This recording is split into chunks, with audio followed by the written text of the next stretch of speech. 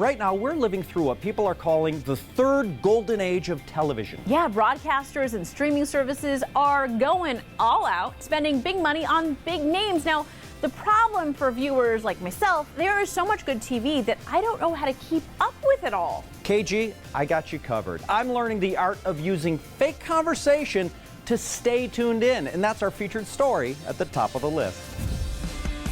It's unavoidable. Ted Lasso welcome wagon has arrived. You're at work, Everyone here will participate in 6 different games. the gym, or hanging out with friends, So glad you could make it. and they're obsessing over the new TV series with all the buzz. This is the way. And you're stuck on the sideline because you haven't seen the show. It's like listening to gossip about people I don't know. Casey Mendoza is an entertainment correspondent at Newsy. People started using the term peak TV to describe the hours of television that people needed to watch to have cultural currency. Hey, I want to have cultural currency, but I also want time to, eat, sleep, do laundry. So I enlisted the help of Mark Evan Jackson from peak TV series such as Parks and Recreation and The Good Place. I've ruled the fart inadmissible. Mark got to start doing improv, and In an improv show, the audience is going to shout anything in the world. improvisers have to make a scene out of it. So do improvisers just know everything? Of course not, but they figured out you need to know just one key reference. You prove that you know a little bit about it right away. And then fake the rest. Like this, Jackson Pollock, Splatter painting. Happened by mistake. The Godfather. Just when you think you're out,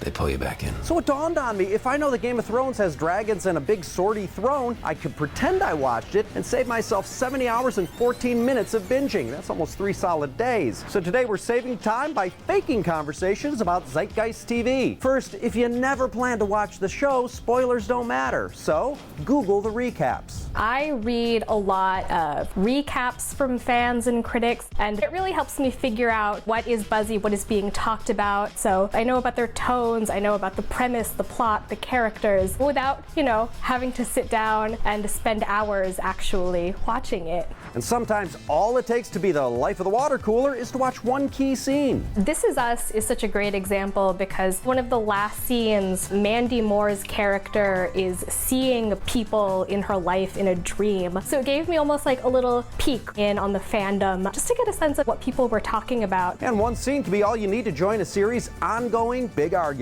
With social media, there's so much discourse. For example, the ending of Game of Thrones is really divisive. And you can take a stance, especially if you have the basic context. Finally, you can always go with the simple name drop. I will read a character's wiki page that was written by fans, and I love their enthusiasm. It's what makes it interesting and zeitgeisty. And if you don't know the characters' names, Knowing the actors is really helpful too. Like, if you've never seen Yellowstone, you can say, I really like Kevin Costner's work. And you're not lying, but you're not necessarily talking about Yellowstone. and yeah, when friends are buzzing about a show, you could just be honest. I've become more comfortable saying, I don't know where that's from, or I don't understand that reference. But what's the fun in that? Shortcutting your way into the pop culture conversation is at the top of the list.